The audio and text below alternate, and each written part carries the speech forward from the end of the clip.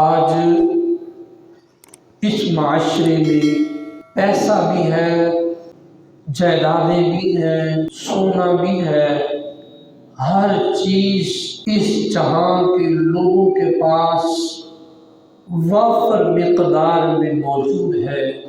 کمی ہے تو اس بات کی کہ ہم کسی کو عزت نہیں دے سکتے۔ اس معاشرے میں وقار کی کمی ہے، عزت کی کمی ہے، محبت کے جذبات کی کمی ہے، کسی کے ادب کی کمی ہے۔ ادب، محبت، پیار کریں گے بھی تو وہ بھی اوپر سے کریں گے، روحوں سے ہمارے کوئی بات نکلنے کو تیار ہی نہیں۔ ماں باپ کی قدر گر رہی ہے، خاوند بیوی کی قدر گر رہی ہے، بیوی خاوند کو عجیب نگاہوں سے دیکھتی ہے اور خاوند بیوی کو پاؤں کی جوتی سمجھتا ہے۔ نہ گھر میں عورت کی عزت ہے، نہ مرد کی عزت ہے۔ حضور علیہ السلام کی آمد سے پہلے کیا یہ سب کچھ موجود نہیں تھا؟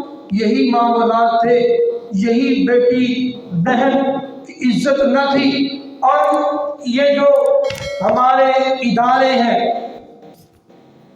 پتہ جو کام باپ کرتا ہے وہی کام اولاد کرتی ہے، اور جو کام اولاد کرتی ہے وہی کام آگے اس کی اولاد کرتی ہے۔ یہ معاشرہ، اس کا باپ، اس کی ماں ریاست کے ذمہ دار لوگ ہوتے ہیں۔ جب ریاست کے ذمہ دار لوگوں کو بہن، بیٹی، ماں کی عزت کا نہیں پتہ ہوگا تو پھر یہ نظام، یہ معاشرہ کس طرح پروان چڑھے گا؟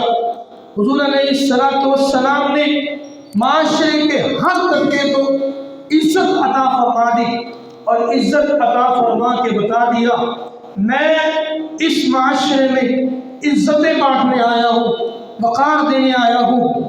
وہ حضور علیہ السلام کی بارگاہ میں سیدہ کہتی ہیں، سیدہ طیبہ طاہرہ سیدہ فاطمہ الزہرا سلام اللہ تعالیٰ علیہا، آپ فرماتی ہیں کہ میں اپنے ابا جان نبی علیہ السلام کی بارگاہ میں جتنی دفعہ حاضر ہوئی، حضور علیہ السلام نے اتنی دفعہ اٹھ کر میری بات سنی، اٹھ کر اس معاشرے میں جب بیٹی کی عزت نہ تھی، جب ان کو زندہ گول کر دینا یہ فخر سمجھا جاتا تھا، کیوں بیٹی آ گئی تو پھر تو مجھے سر جھکانا پڑے گا، پھر تو مجھے لوگوں کے سامنے شرمندگی ہوگی۔